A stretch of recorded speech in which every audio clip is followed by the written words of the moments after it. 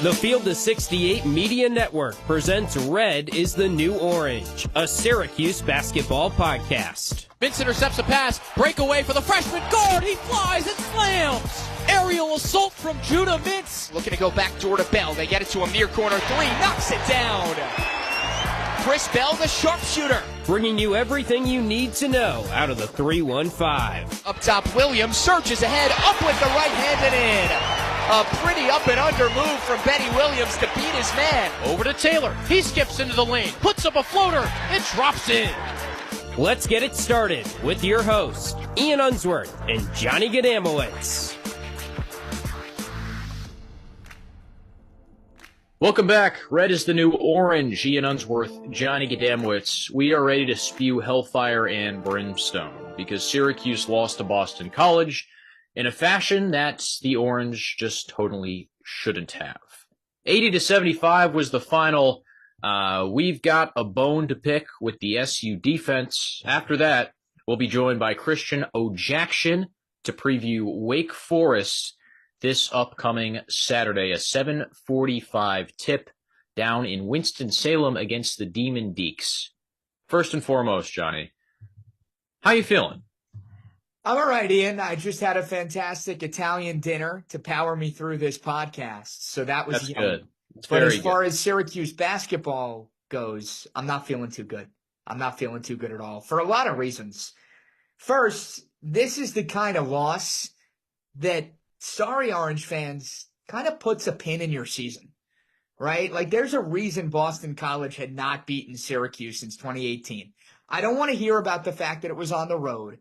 This is a game that if you're legit and you mean business, it doesn't have to be pretty. You don't have to pass the test with flying colors, but you got to walk out of Conte Forum with a W. And the fact that that failed to happen is really, really concerning. It's only a quad 2 loss because, again, the middle of the ACC, as we talked about, is so closely packed together in the net and KenPom that metrically it's not the worst thing in the world. But the eye test never lies. And at the beginning of the game, BC again was turning the ball over like it was a hot potato. BC again had 21 turnovers, and Syracuse had 18 points off of those turnovers.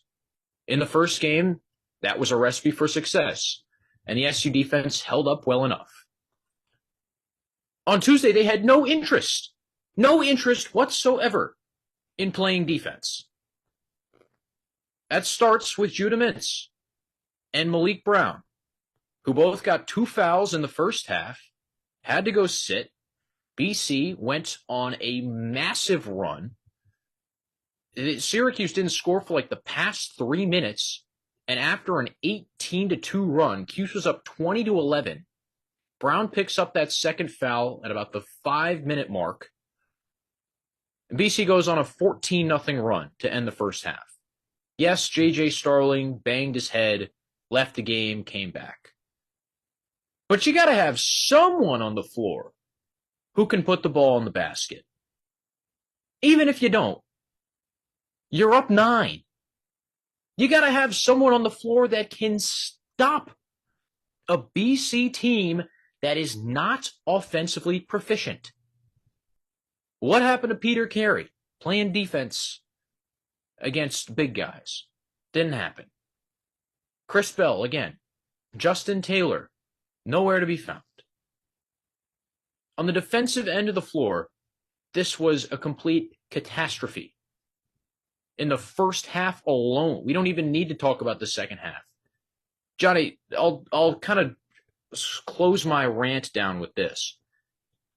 Reading the Syracuse blogs and the media sphere after this game, there was a lot of talk that Syracuse survived the first half run and that they were still in position to win the game when the second half started. How about you never put yourself in that position to begin with? I never felt that way because going into halftime. Well, it was close. Yeah, I know.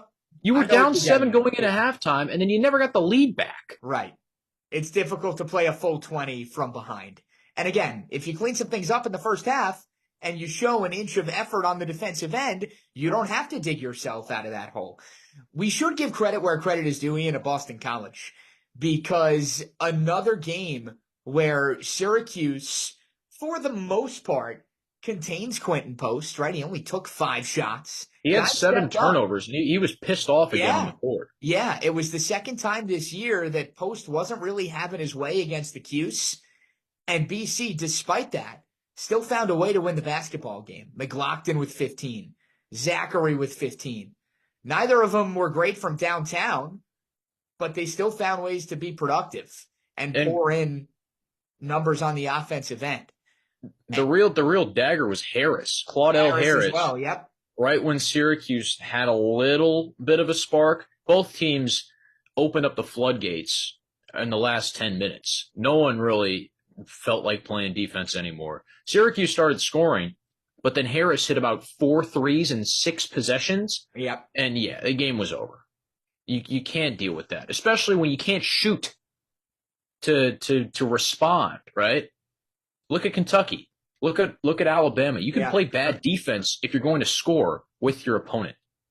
But if you're not going to score with your opponent and you can't trade 3s for 2s, then good luck. And this is where I'll get after the Orange a little bit, in that, they've kind of been able to figure it out without being a shooting team and gotten by when you consider the fact that they're just not great from downtown. And I think part of that's college basketball as a whole, right? Like, there's a way to be successful in college hoops if you're not a great three-pointing team, whereas in the NBA, if you can't knock down the 3, you're playing defense. If you can't shoot 3s, you play defense. Correct. But I think now we're starting to see that lack of shooting ability kind of rear its ugly head with Syracuse a little bit, right?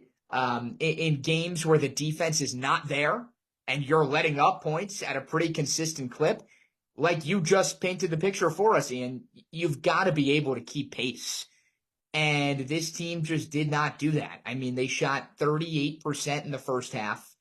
They did turn it up down the stretch and shoot 56% in the second half, but by that time it was too little too late. And then the other issue offensively, which it feels like we've brought up a couple of episodes in a row here now, Ian, is the free throws.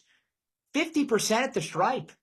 Now, granted, they only went to the line 14 times, which is a little bit of a tier lower than how often they've been getting the free throw line on the norm. But that's still a decent chunk of change right there. You leave 7 points out on the line in a game where you lost by 5, right? So, again, just I don't know what the message is from here. It's tough to bounce back from a loss like that, but something's gonna have to change. And I don't know if that starts with more tenacity on the defensive end or more of a willingness to try new things offensively, because I think everybody can tell now this 4-guard lineup, the luster of it has worn off a little bit, right? It's not nearly as appealing as it was when we started to see it. And me and you were all aboard the 4-guard lineup train back when McLeod initially went down and Copeland was playing out of his mind and Benny was at the 5, and it was all right. It was kind of different. I like this. I think there's enough tape out there now where teams have, realized that they can contain that. So we'll see. We'll see. This team is going to have to make some changes moving forward. I think philosophically, even more so than anything else, before you start to talk about X's and O's. Let's give Quadir a little credit. He played well for all he could. He played really well. But Syracuse constantly had problems going up against Post. He didn't have a block, but the main reason Syracuse didn't get to the free throw line is he played defense without fouling. He was very good at staying vertical, keeping his hands up, but angling his body to shield Judah away from the basket when he drove. And I don't have a problem with 7 misses. Those happen every once in a while. My problem is with the 14 free throws. If you're going to be a team that doesn't shoot, you have to get points from the line. Yep. And Judah completely took himself out of the game by picking up. I'm going to keep going back to this, Johnny, because this is the thing that knocks guys out mentally. Not only physically, but mentally. 2 fouls in the first half. Especially when you are someone that likes to gamble on defense. Judah picked up one of his fouls after a rebound, trying to reach around a guy. A frustration foul, really. 75 feet from the hoop. Yeah. And then you can't drive on the last possession of the first half because you don't want to pick up a charge call. You can't get in front of someone on defense or trail a screen or give someone a hip check later down the stretch in the second half because you don't want to pick up a call. Malik Brown can't contest shots inside, can't bump around there for rebounds because you don't want to pick up a call. And Brown just played hard, and he picked up fouls because big men pick up fouls more than the small guys. Judah picked up a dumb foul. You cannot do that if, A, your entire play style is based on being physical offensively, and B, you're the heart and soul of the team. Yeah, and I think some of it, too, for Judah, even for himself, forget about the team, forget about Syracuse's success. If this guy, Judah Mintz, whose name has been thrown around in NBA draft conversations, wants to go on and be successful at the next level, all you got to do is go watch an NBA game for 5 minutes to figure out, hey, I'm not really sure how great his game kind of translates over, right? You don't see a ton of those slasher-type guys, those physical guards, go on to have huge success at the next level. The dudes that make a living from a free throw perspective are the guys that are great actors, the Chris Pauls, right, and the James Hardens, and they're already changing the rules to mitigate that. And it feels like as the years go by, we continue to see less and less of those kind of guys. So for Judah, it would not only benefit himself to maybe try to create off the dribble a little more, to, have a little bit of a different mentality as far as where his production is going to come from, because it's becoming predictable. And don't get me wrong, he is really good at being that downhill guard that is going to take you to the rim and get his.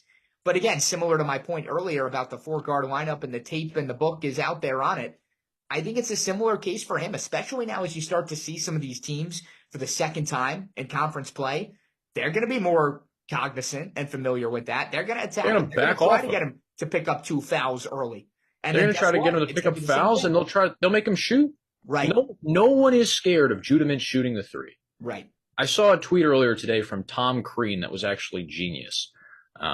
It was everyone's talking about roster construction with the portal, but everything that matters is roster versatility.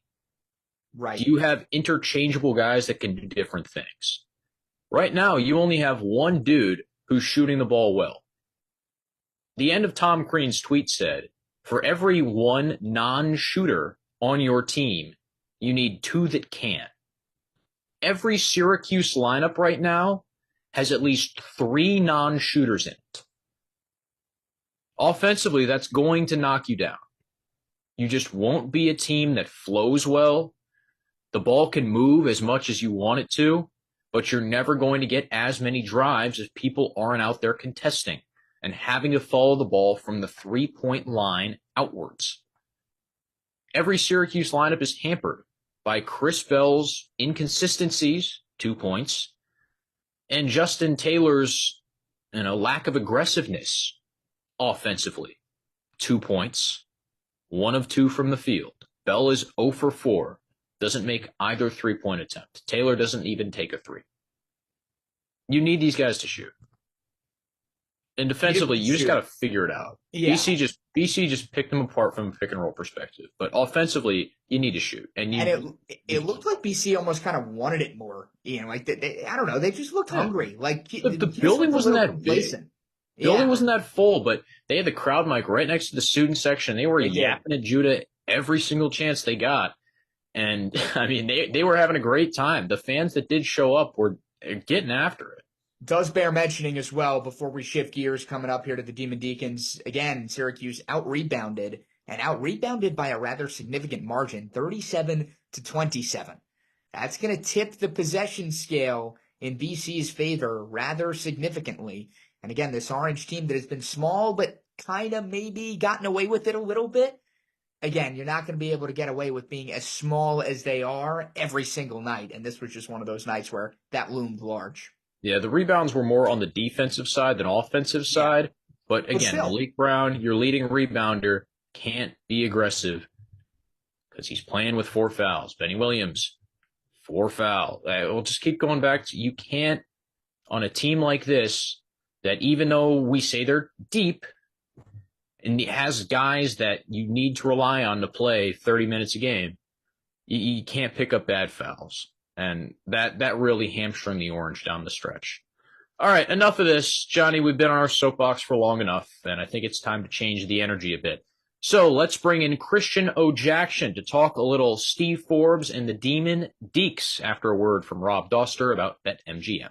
As you guys know by now, we've partnered with BetMGM this season. We'll be using BetMGM lines to make all of our picks, and we'll have special offers for the listeners and the viewers of the Field of 68 each and every week of the college basketball season. We have a special offer that will be available starting on Tuesday, January 9th and running through Monday, February 12th, the morning after Super Bowl 58. If you haven't signed up for BetMGM yet, in honor of the big game, you can use the bonus code FIELD158 and you'll get $158 in free bets on your first wager with BetMGM, regardless of whether or not you win that first bet.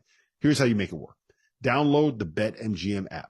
Sign up using the bonus code FIELD158. Deposit at least $5 and place your first wager on any game. You'll receive $158 in bonus bets regardless of the outcome of your bet. Just make sure that you use that bonus code FIELD158 when you sign up. And remember, BetMGM is now available under one wallet in select states. As a New Jersey resident, this is super convenient when I have to go cover games in New York or Philly, which happens quite a bit.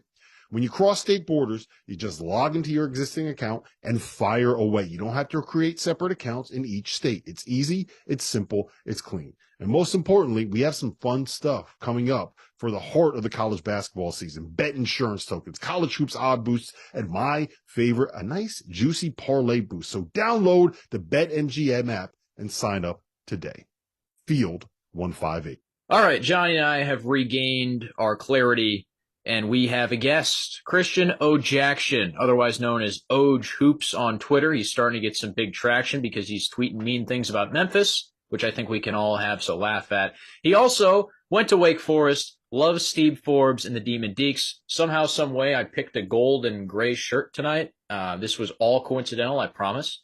But, Oj, great to have you on the show. This is kind of like a mini college reunion for us all year because Johnny and I have had a bunch of different Syracuse people on the show just because of where they are or where they're from. And it just so happened you spent like a weekend on our couch for, well, I think one time our junior year. So everything's coming full circle. Yeah, absolutely. Thanks for having me, guys.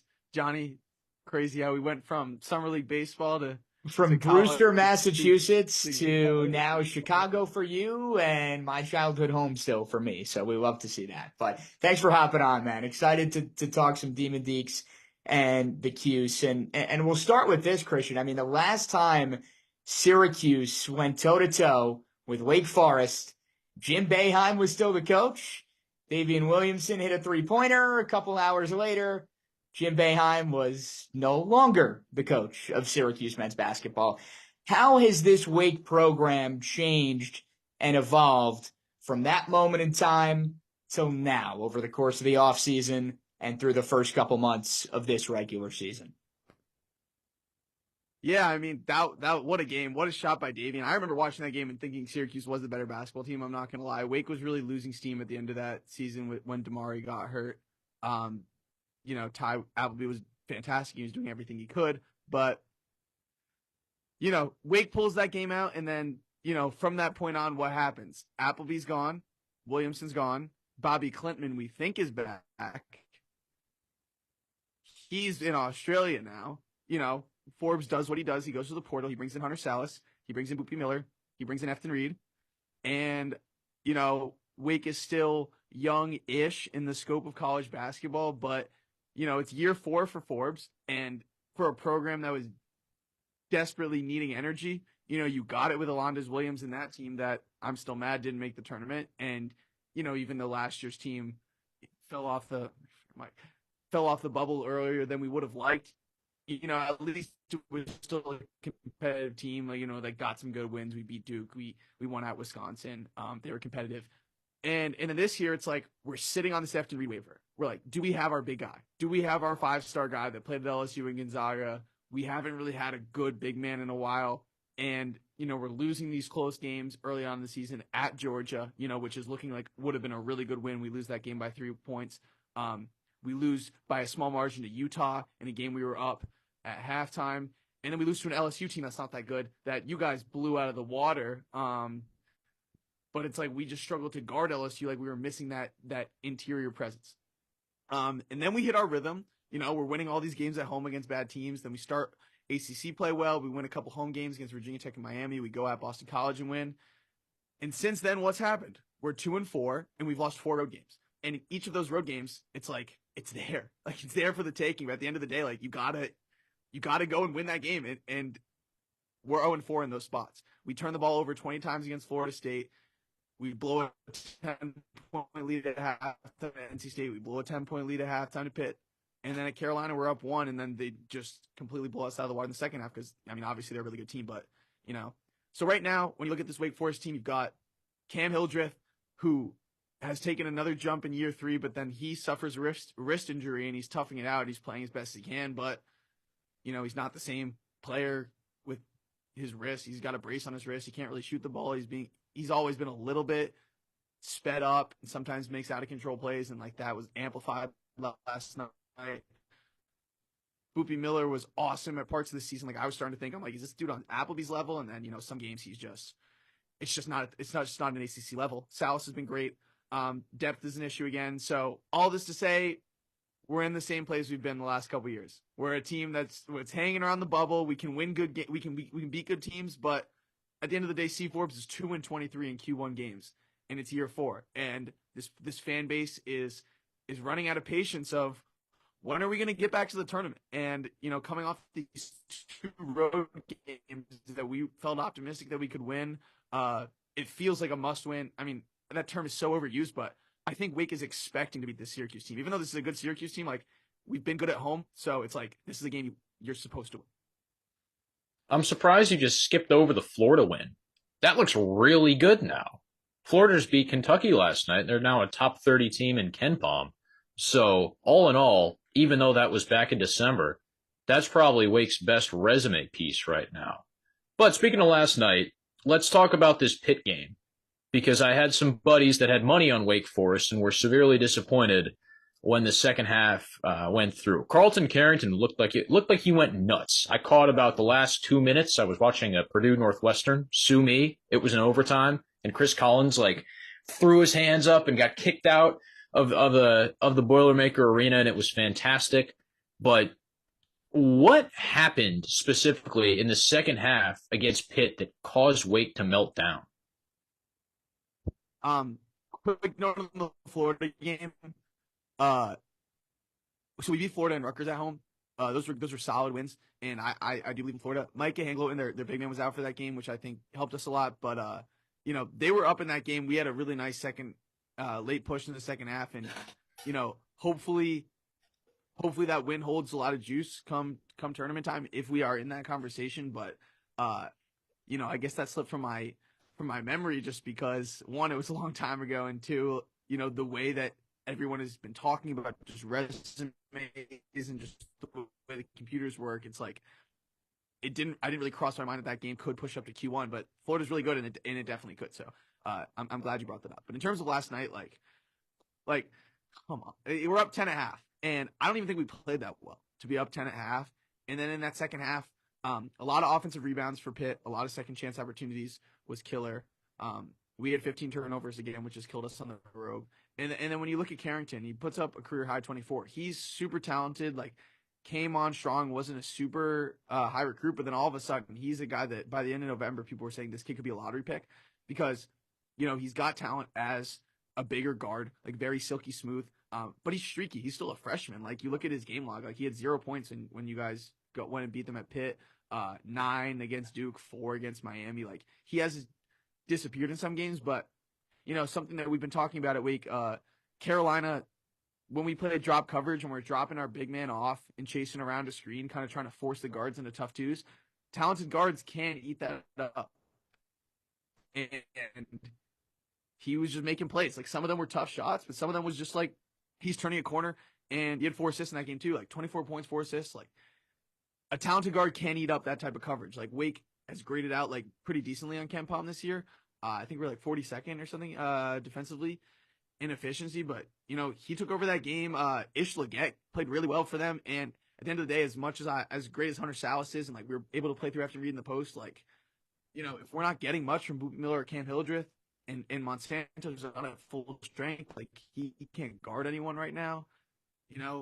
How much juice do we really have? Like, this was a reality check for me last night of, I thought this team had a lot of juice. It's like, we have multiple guards that can create. Like, we have a big man we can play through the post. Like, we have shooting. Like, this kid Fredrickson off the bench is an unbelievable shooter as well. But here we are once again. I'm like, do we have enough?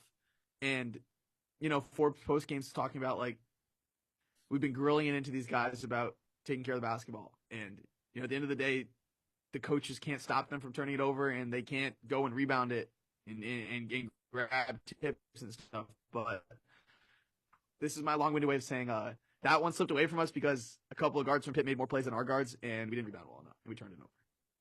We're talking to Christian Odjakjian, 5 years with Deacons daily, went to Wake Forest, is all things Wake Forest, knows it all with Steve Forbes' crew. Christian, I want to ask you about this. You mentioned some of these close losses over the course of the past month or so, whether it be Pitt earlier in the week. Obviously, North Carolina was a little bit of a different story, but close losses to NC State, Florida State, you could chalk that in there as well. In those games where it just hasn't shaken their way, any similarities that you can point to? Is it a lack of late game execution? Is it trouble, in the rebounding battle? Like what is this team's Achilles heel in the games that haven't gone their way up until this point? Yeah, these 4 ACC games that we've lost on the road, they've all had different characteristics, but at the end of the day, when a team is making a run, if you're turning the ball over and not getting a good shot, like, it's going to keep coming. And in that game last night, there were chances where we could have, when a team cuts it from 12 to 6, if you can go hit a shot like that slows down the crowd, like that calms everybody down, you get a little bit more of a cushion. Like, a lot of it's situational, but at that NC State game, there are times when offensively,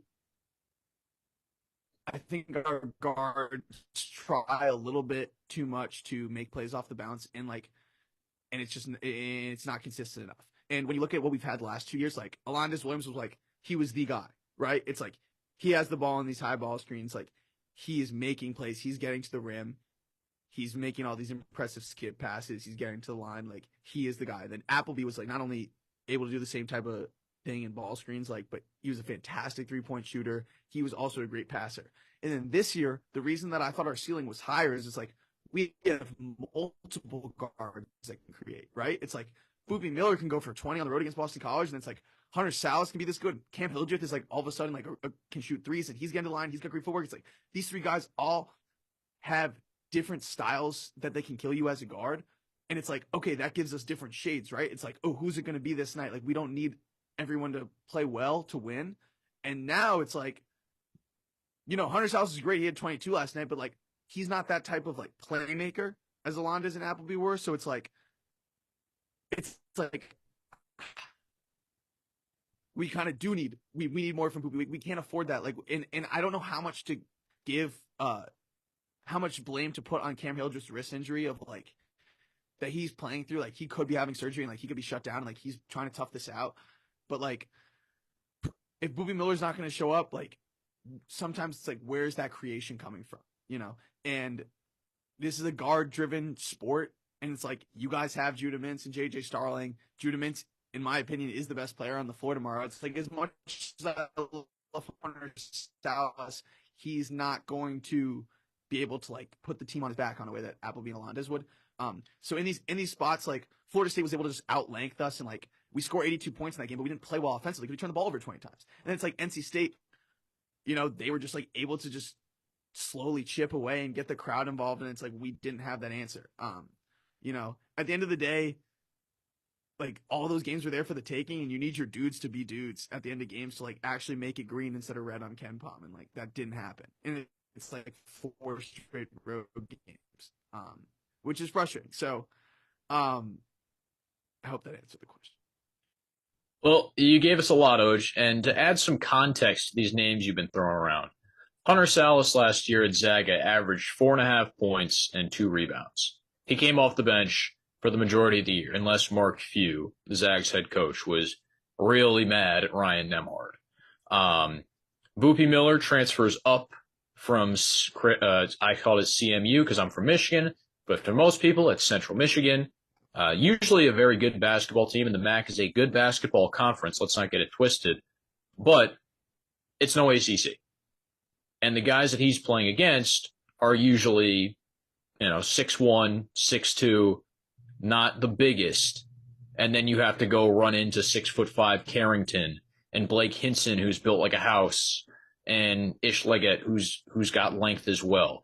And Hildreth last year against Syracuse, I mean, Johnny and I were there in the Greensboro Coliseum. Like, that dude made every play down the stretch.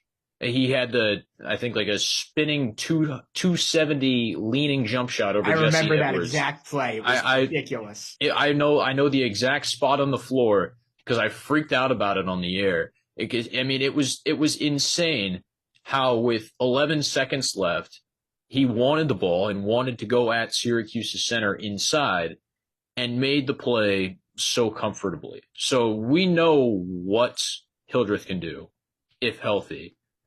So what you're telling us is the question is, can Salas and Boopie Miller, Kevin Miller, if you're looking at a box score, be consistent?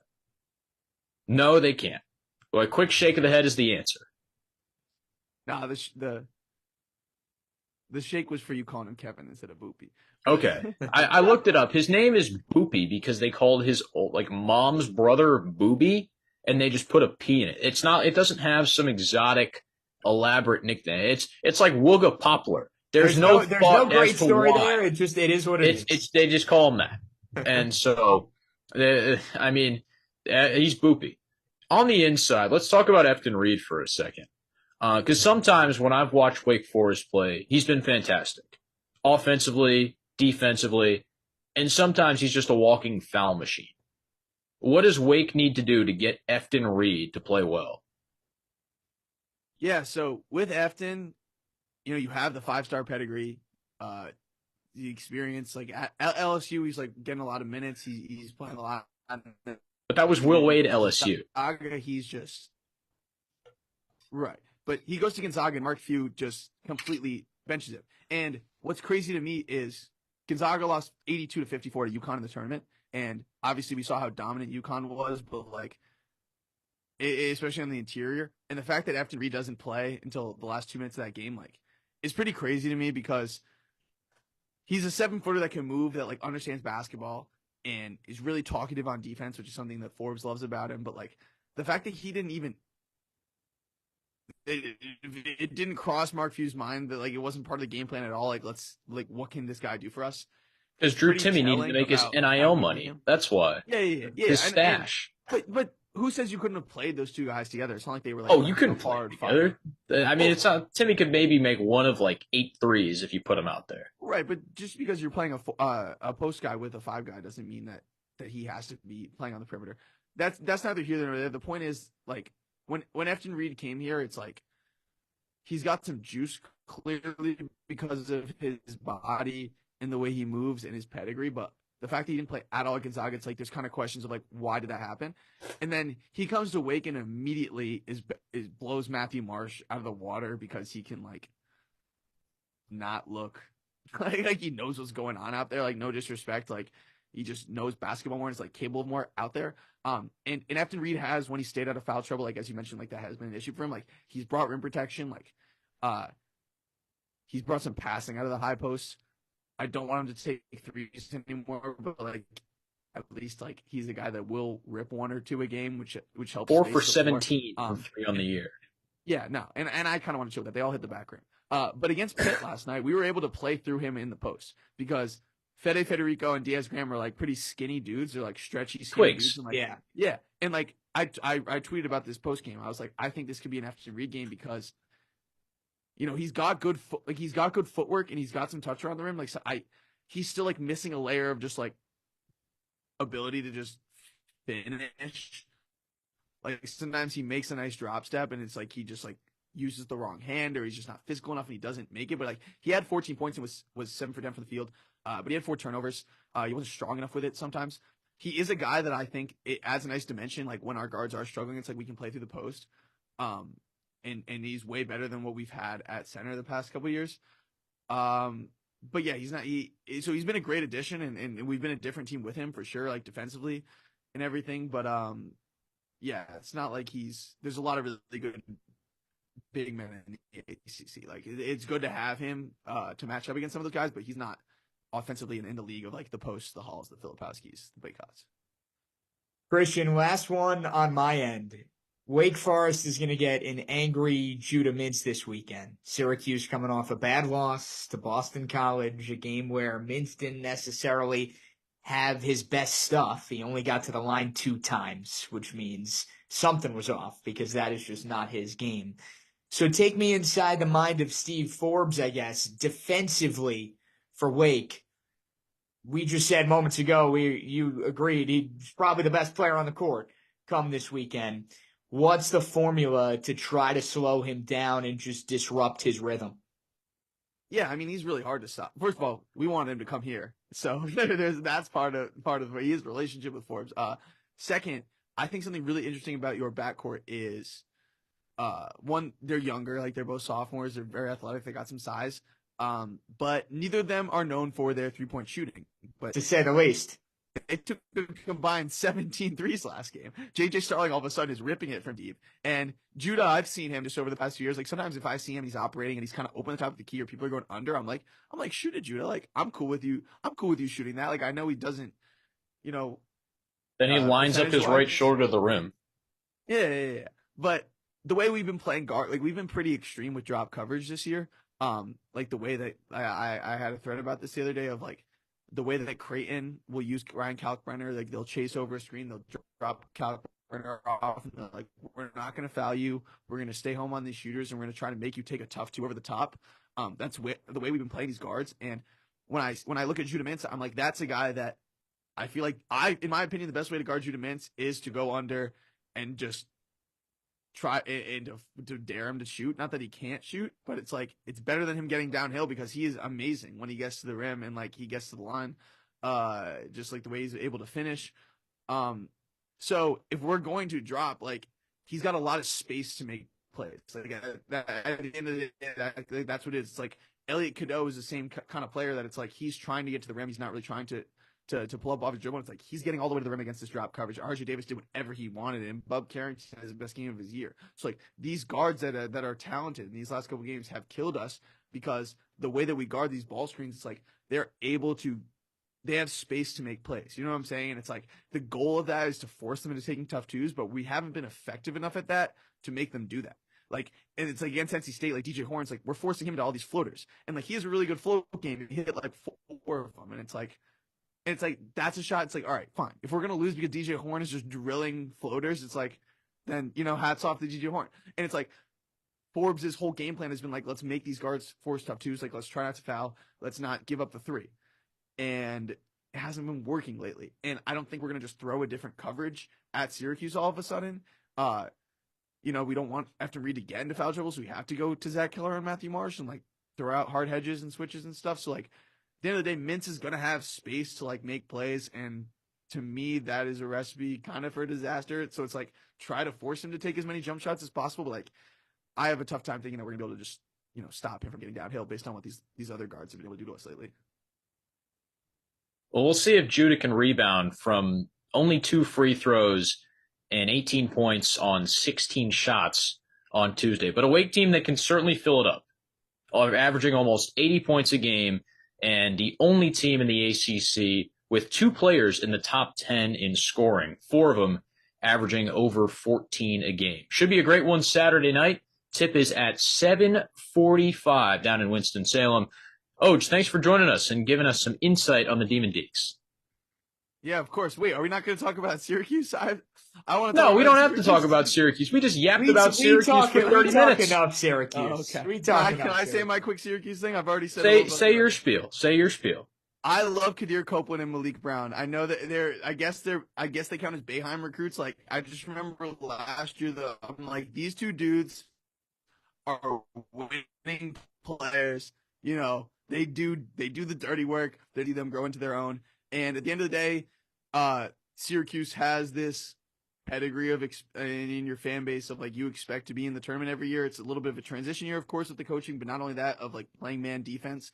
And the defense has been good this year, but I don't know. I think you guys are really building something. I know there's like a little drama with Benny Williams. Like I haven't followed that super closely. I just feel like there's something always going on with him, but you've got a lot of talent and these guys are young. And I don't know if Judah's ready to go to the league yet, but like, I think Autry's like done a really good job in year one, and you guys are building something. And if these guys can stay, that Syracuse is trending upwards, trending back where they belong. So that's my Syracuse view. Moving and in the right direction. And Kyle Cuff shouldn't see the floor. Orange fans are thankful he hasn't a ton as of recently. So. Yeah, because he's another one of those guards that can't shoot. Christian Odjakjian sounding off on the Orange, and that's where we sign off today. Follow him on Twitter at OjHoops. And read all his stuff, the Deacon Digest. Johnny Gadamwitz is at Johnny G. Witz. I'm at IUNZY _, and drop the Field of 68 a follow for After Dark, the DTF podcast, Doster, and T.O. and Fanta with all your latest basketball news. Also Goodman and Hubble, the mid-major show, Fielding the 68, the bracket show, which is now out once or twice a week. Everything you need to know as we get down the stretch of the college basketball season is on the Field of 68 and the Field of 68 podcast network. Hope you have a great weekend. Tip at 7:45 Saturday night. Enjoy it.